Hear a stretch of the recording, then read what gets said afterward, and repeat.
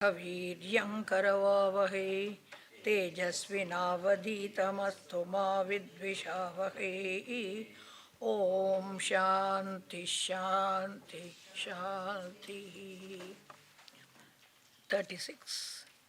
दीक्षादानं तपस्तीर्थं ज्ञानं यागादिकाः क्रियाः महिम्नस्तव पाठस्य Kalan नार्हन्ति षोडशीम्. So in this shloka, in the second line, there may be a tendency to break the first word that is there to say mahimnaha tava. So it should not be broken. It's actually mahimnas tava patasya, together it is one word. Okay? So, not mahimnaha tava patasya, it is not there. In fact, the stretch that thing, mahimnas tava patasya. Okay.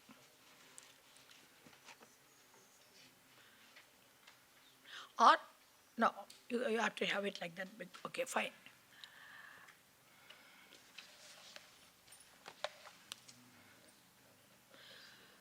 So a few things that are capable of giving one great punya and blessing are enumerated first.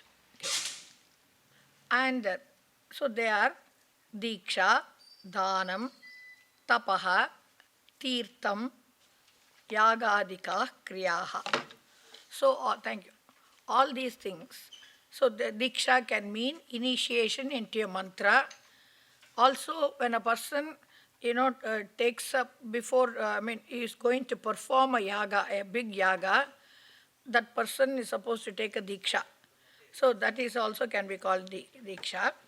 So it can be the initiation into a mantra by a guru and chanting of that. So naturally, diksha means somebody has taken diksha means has been initiated into a mantra means that person will continue to chant the mantra, and therefore that mantra japa will bless this person, make him get punya. Okay. Then dhanam. So there lot of dhanam. So you have two types of dhanam in the Shastra. One is called antarvedi dhanam. The other one is called bahirvedi dhanam. So one dhanam is when you are performing a big ritual, as a part, as an anga, as a part of that ritual, one should give in dhanam. Okay. வெளியில் போய் phone பண்ண சொல்லுங்க, உள்ள பேச. So you have to give dhanam. So that dhanam is part and parcel of that karma. And if the dhanam is not, dakshina and dhanam are part of that karma, if they are not given, then that karma is not complete. So that is one type of dhanam, it is called antarvedi dhanam. There is another type of dhanam, just like that you can give in charity. So different types of charity are there. The commentator mentions one type of dhanam. So I thought I'll just talk about it a little. Tula Purusha Dhanam. So Tula Purusha Dhanam means, Tula means a balance. So the person sits on one side, and then a person gives anything that is weighed against this person's weight, and then that is given. So in those days, gold or something used to be weighed, and then you give it in dhanam. So the story you would have heard also how in Satyabhama tried to give Tulabharam, and whatever she, because of her pride that she was a great giver, and she tried to weigh against Krishna and give, and nothing, no matter everything she had, she put in there, actually the balance would not tally. Then finally Rukmini came and humbly placed one tulsi leaf, and then it balanced, the story goes. So, I mean, that is just, it's a tidbit. It doesn't have anything to do here.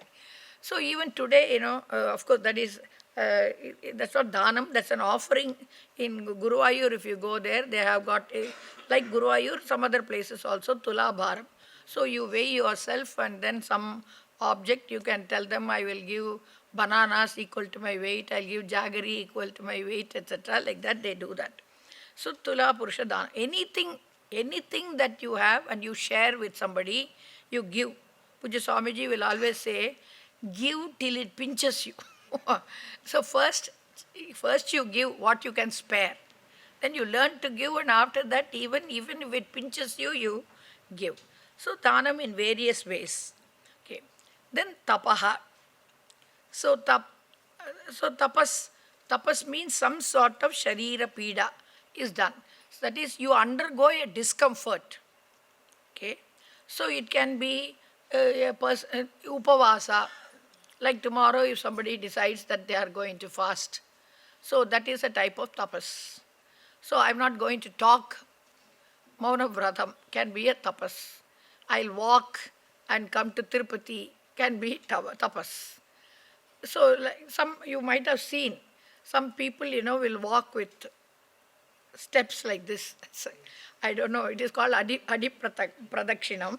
So Anga Pradakshinam, some people roll, etc. That is, in other words, as a prayer, as a part of the prayer, you cause discomfort to yourself. Okay. So perhaps modern day tapas will be, okay, no WhatsApp for 1 week. No Facebook, Instagram for 1 week, etc. I think will be modern tapas. Okay. So, see, this also is again a side point I want to say. So, one set of people, as you have to be scrolling the phone all the time. The other set of people, they don't want to be disturbed, and therefore they switch off their phones. The unfortunate thing is, when there was landline, people at least, whether will the person be available, etc., they used to phone. Now everything goes on WhatsApp or on the phone, mobile phone. So when you switch off, you find somebody seriously contacting you for something, and happily you switch off your phone. That is a problem also. So one should get into a balance between the two. Okay. Anyway, coming to tapas. So various types of deprivations, various types of discomforts a person undergoes as a spiritual practice. Okay, somebody can fast because intermittent fasting is good for reducing blood sugar. So that doesn't become tapas. Okay, it is tapas, should be spiritually connected. Okay. In fact, the word upavasa actually does not mean fasting. Upavasa means I am undertaking something by which I will be able to stay close to Bhagavan. Upavasa. So that means predominantly the time is to be, mental time is to be spent with Bhagavan. So these are all again will give you punya. Tirtham. Tirtham here does not mean tirtham merely, tirthatanam. So going to Ganga, when you go to Kashi, automatically you take a dip in the Ganga. Rameshwara, you take a dip in the sea and all those water from the well, etc. One goes to Manasarovar, like this. So any tirthatanam. Atanam means going, wandering. It really means wandering, but going to where these things. Kshetra atanam, tirthatanam, you say. Then jnanam. So study and knowledge of the various shastras. Yaga adi kriyaha. So various rituals that are mentioned in the Veda, and by extension, so also into any karma that is told in the Smritis also. Generally, yaga karma is told in the Vedas. So you say yaga karmas, there is a fire, it's a fire ritual. So like you say in English, A to Z. In the ritual parlance, it is said Agnihotra to Ashwamedha. So from here to there, various types of karma are there. All of them can make you get punya. They are called punya karma, they make you get punya. And punya is a type of a thing that is kept in your account, and later you exchange it. It is exchange. I would say it is exchange for sukha giving situations. So so the author is saying here, all these things are punya karmas, agreed, and they make you get punya. But mahimnas tava patasya shodashim kalam na arhanti. So while all of them are good in their own way and they can make you get punya, so when the punya that you will get by chanting the Shivamahimna Stotram, that even 1/16th of that punya you will not get by all these karmas. Now this is a Arthavada. Arthavada means it's a praise. That's all. It is for praising this Mahimna Stotram, and therefore putting down the other things, by putting down the other things. So it is to enthuse the person to chant this. It is a punya karma to chant this, of course, but really speaking, you cannot say whether it is going to give you 16 times the punya that you get by other things, etc. Okay. Even in this stotra, one can casually chant, one can chant with great devotion, etc. There are so many things. So this is a praise. Praising something in order to stress on the importance is called Arthavada. Okay. Eulogy, in English you say EULOGY. Okay.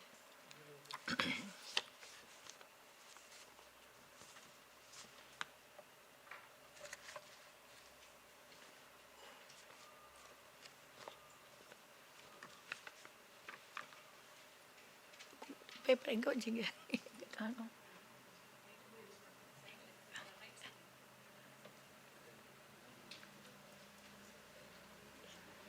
Wait a minute. Just pick it up. Where is it? I'm missing it.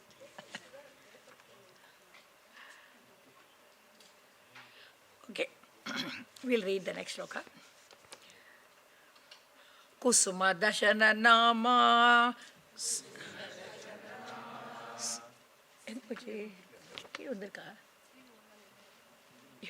You brought it. I took it from you. Where did it go? Oh, sorry. I'm sorry.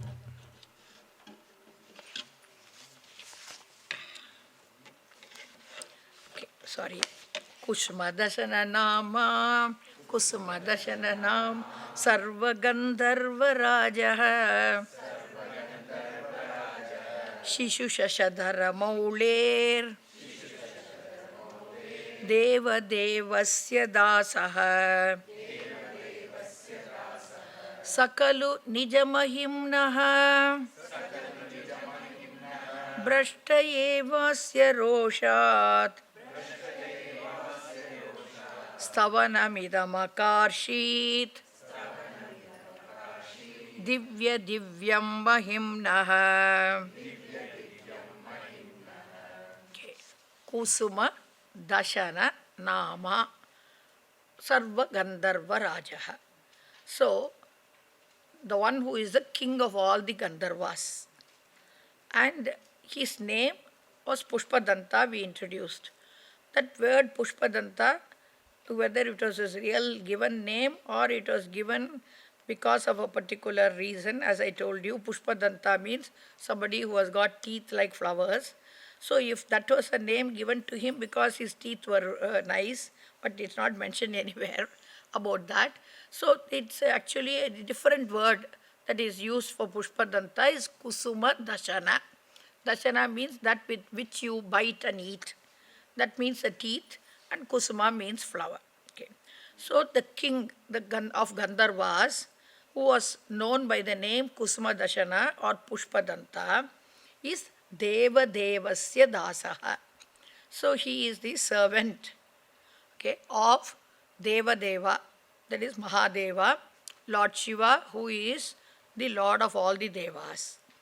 And he has got, in this particular one, from book to book there is a slight difference in this word, but the word here is Shishu Shashadhara Maulehe.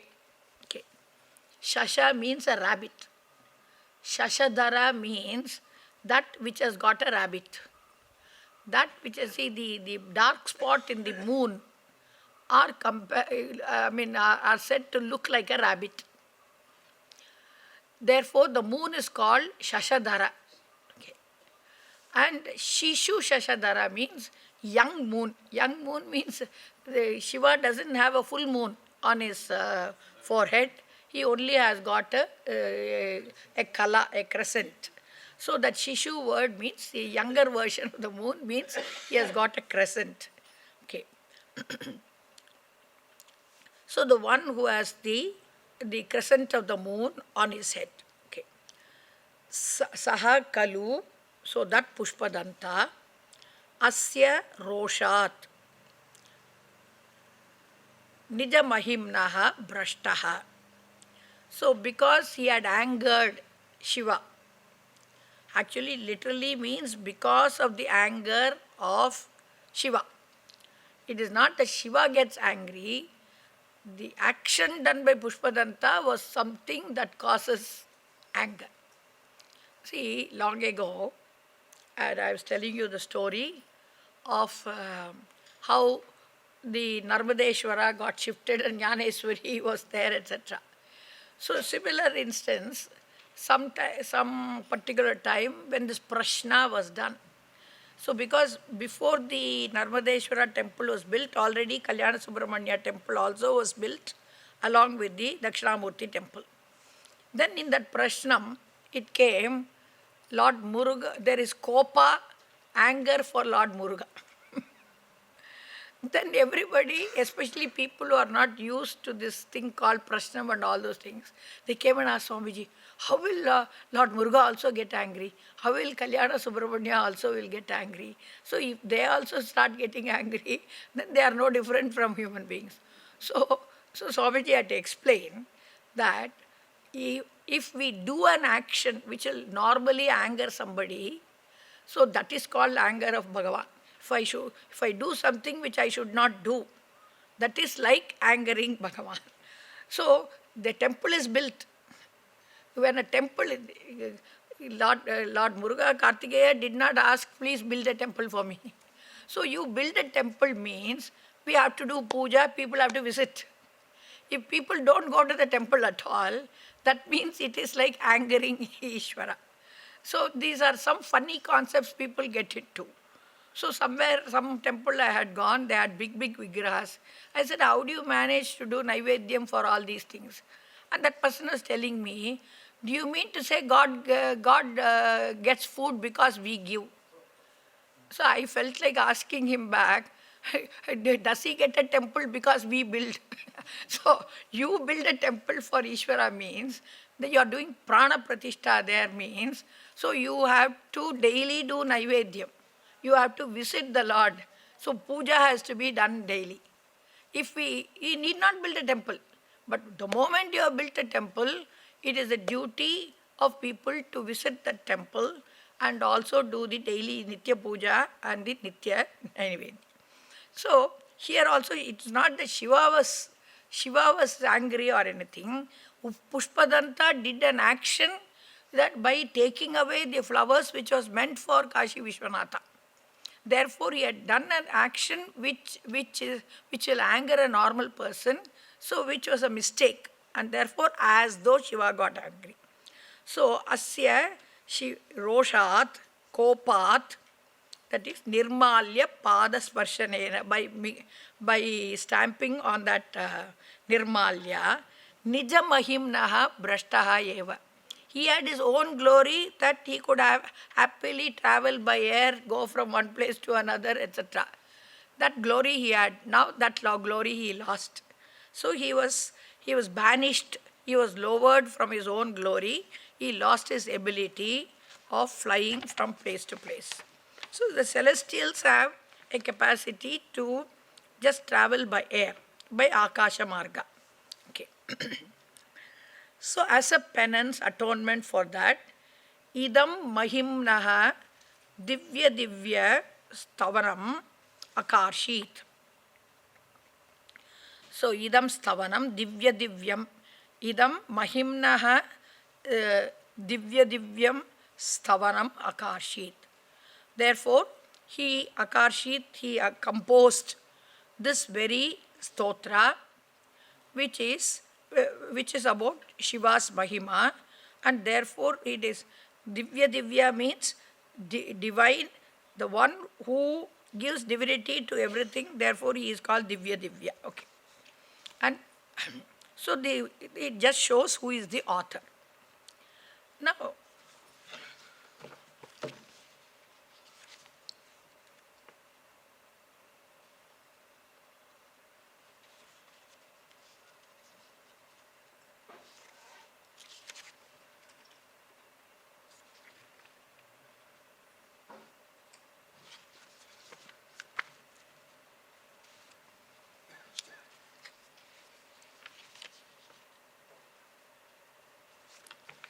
see, it is said that only the 37 shlokas, up to 37th shloka, it is composed by Pushpadanta.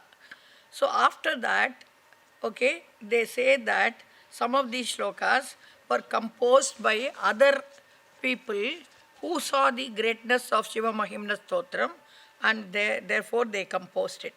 Definitely from the 39th shloka it is composed by others, but that we'll just look at the 38th. Some books say that, some books do not accept that. Okay. Suragurumapi pujya Swargamokshayikahetum Patati yadi manushyaha Pranjalirnanyachetaha Vrajati Shiva Samipam Kinnaraiस्तूयमानः Stavanamidamagogam Pushpadanta Pranitam. So again it is pointing out that this stotra was done by Pushpadanta. I think perhaps this was also written by other people. So we have got here Yadi Manushyaha Patati.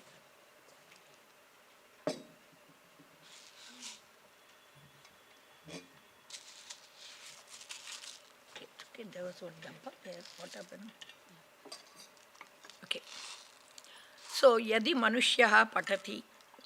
If a person would chant this, what?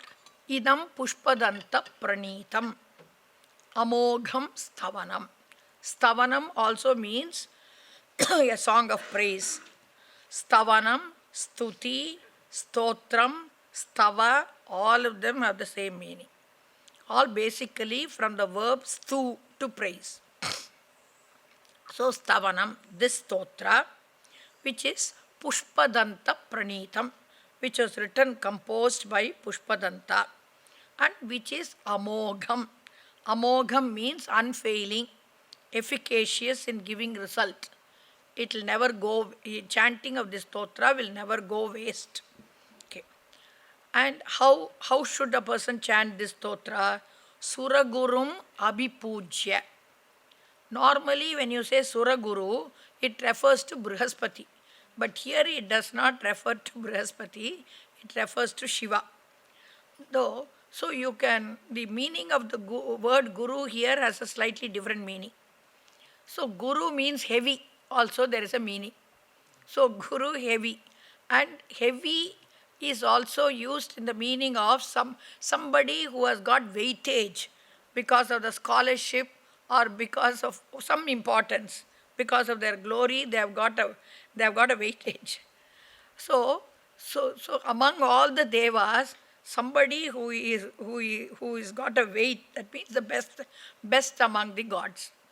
See, in Tamil, for a long time, we used to have a word, Ghanavan. So, Ghanavan Kottar avargale, previously, long ago, in our childhood days, all the Tamil stories will have like this. So that means that is honorable, like you were saying, oh honorable judge. So there Ghanavan word is used. Similarly, here also you should take somebody who's honorable, who has got a weightage. Suraguru refers to Shiva. So, and this Tavanam is Swarga Mokshaika Hetu, which is the only cause. So, Eka Hetu, which is the only cause for giving, only Hetu for giving Swargapala and also Moksha. And Ananya Chetaha San.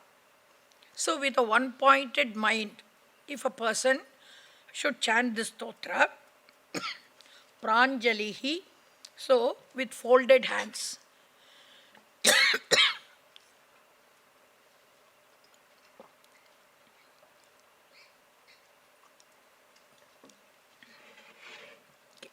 With Pranjalihi means this is.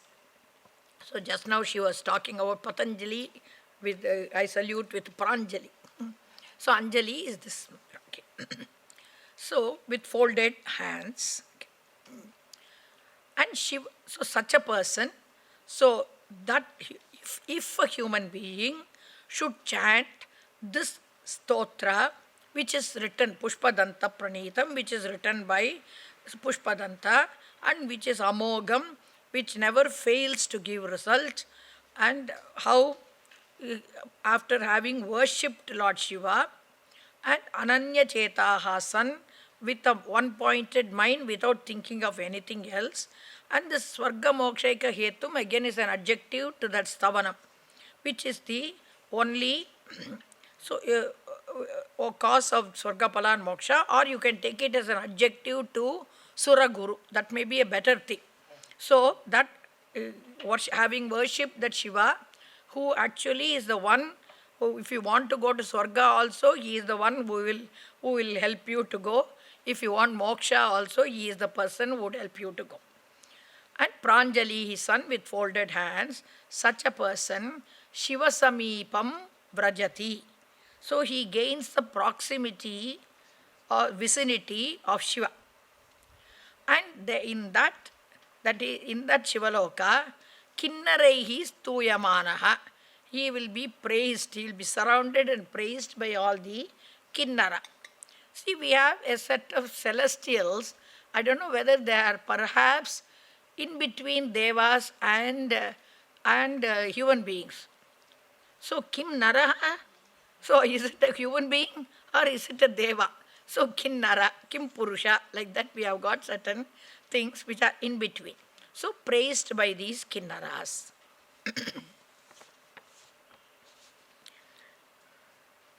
Asamaptamidam stotram punyam gandharva bhashitam anaupamyam manohari sarvamishvara varnanam.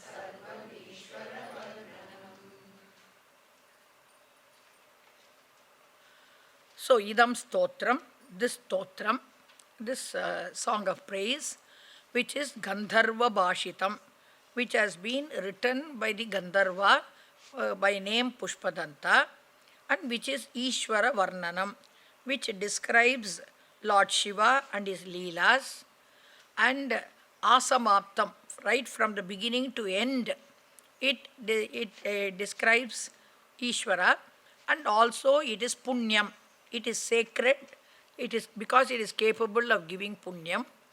Anaupamyam, it is unparalleled, incomparable, and Sarva Manohari, and is capable of robbing away one's heart. So it is fascinating, attractive to the heart. So, so this stotram,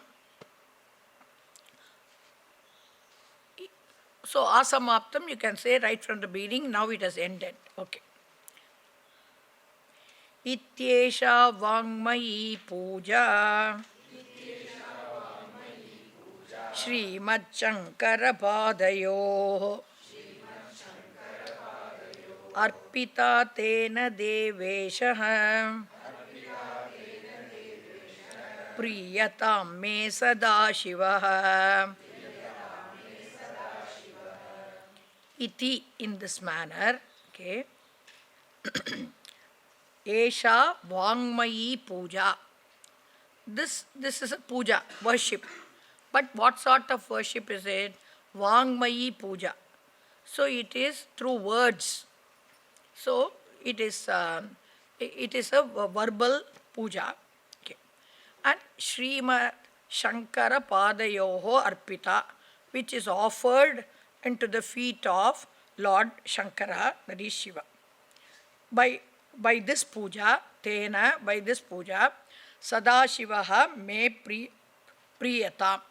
So may Lord Sadashiva, that is Shiva, be pleased with me, pleased towards me, be pleased with me. Incidentally, from Asamaptam Idam, etc., all these are, they say that it has been written by other people who have who have liked this stotra, and so they have added here.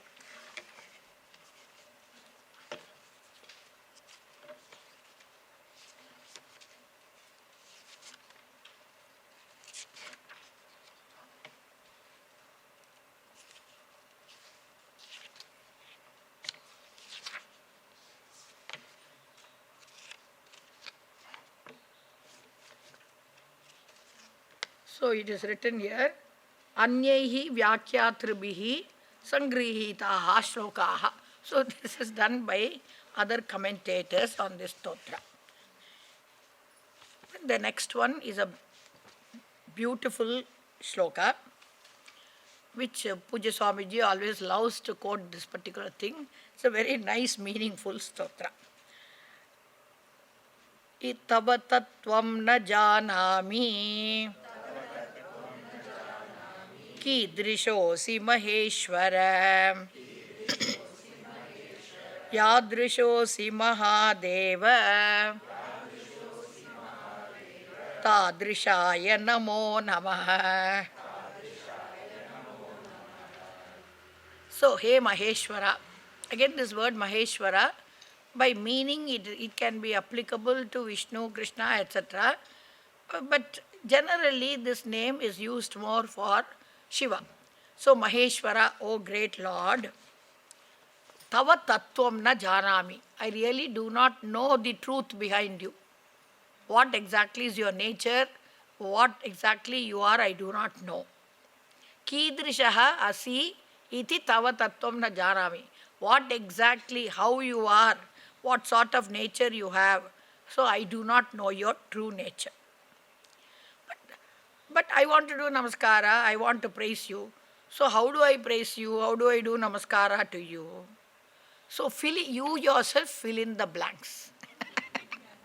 So he says here, He Mahadeva, Yadrishaha Asi, Tadrishaya Namo Namaha.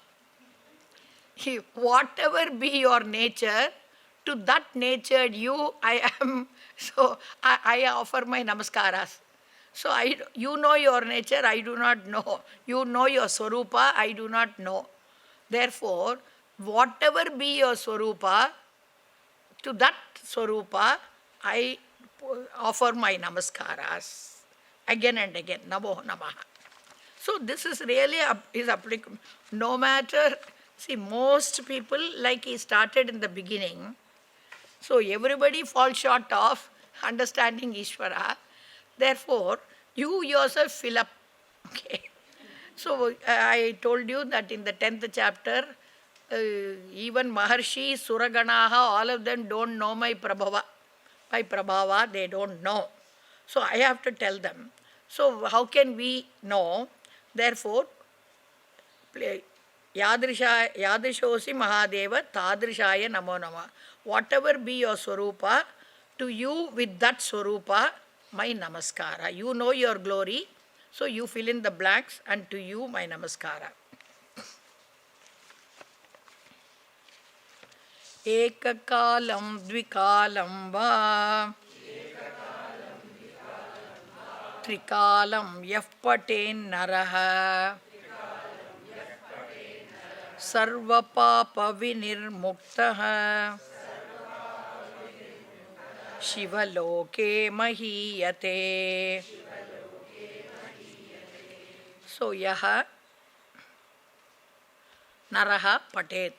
Any human being who would chant this stotra, ekakalam once a day, dvikalam twice a day, trikalam thrice a day, such a person, sarva papa vinirmuktaha.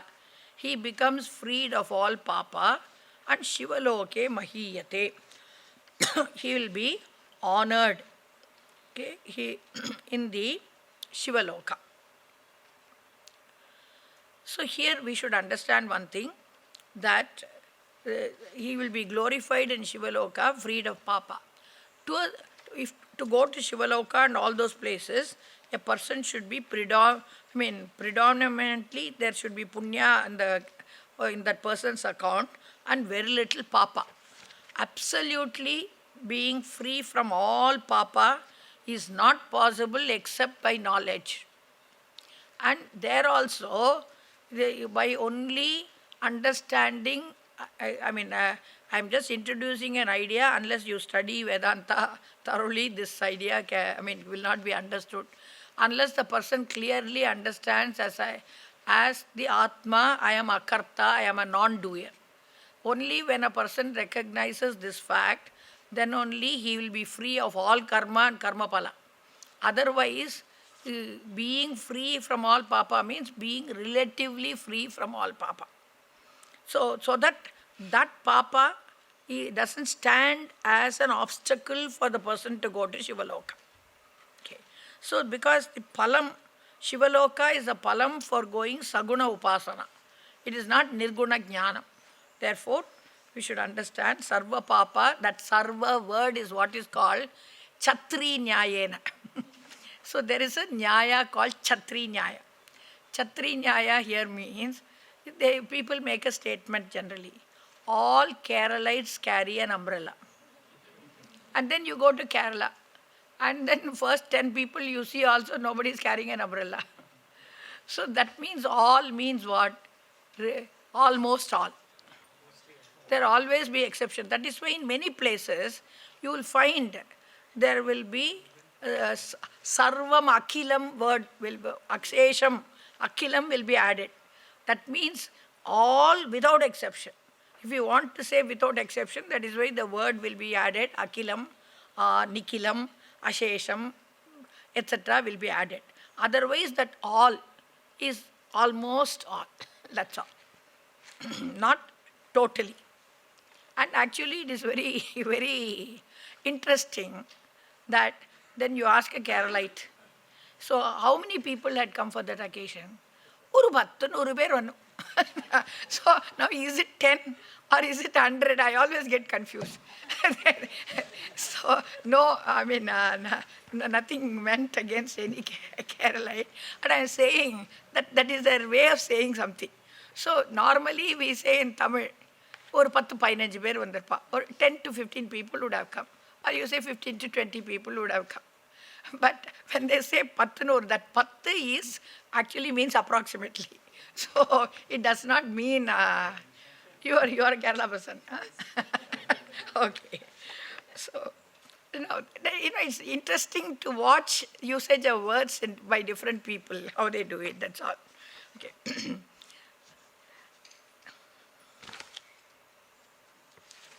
Okay. Shri Pushpa Mukha Pankaja Nirgatena Stotrena Kilbisha Harena Harapriyena Kantastitena Patitena Samahitena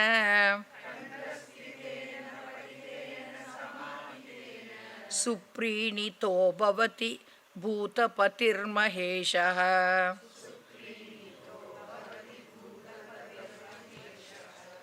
So,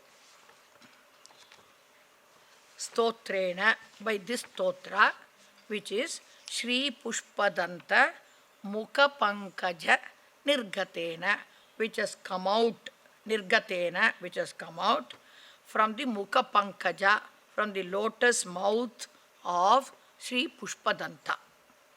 And this this stotra is stotrena is there. So these words are all adjectival to that stotra word, stotrena word. Harapriyena, which stotra is very dear to Shiva. So Shiva loves this stotra. Kilbisha Harena, which is capable of removing papas. Kantastitena.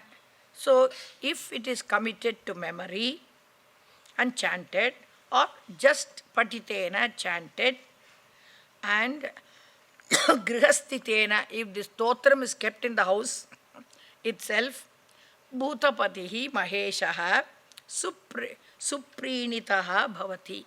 Lord Shiva, who is the pati of all the bhutas, that is the ganas, so he becomes pleased and happy. So with this, by God's grace, we have completed this Shivamahimna Stotram, which talked about Bhagavan's glory through different Purana stories. Also, indirectly by showing that Shiva's glory is so great that an ordinary mind cannot understand all the glory. That I cannot understand all the glory itself is a sort of praise to you. And again, that Ishvara should not be denied, and Ishvara should be, one should try to appreciate and understand Ishvara. So with this shloka is over. Okay. Om Purnamadav Purnamidam Purnat Purnamudachyate Purnasya Purnamadaya Purnameva Vasichyate. Om Shanti Shanti Shanti.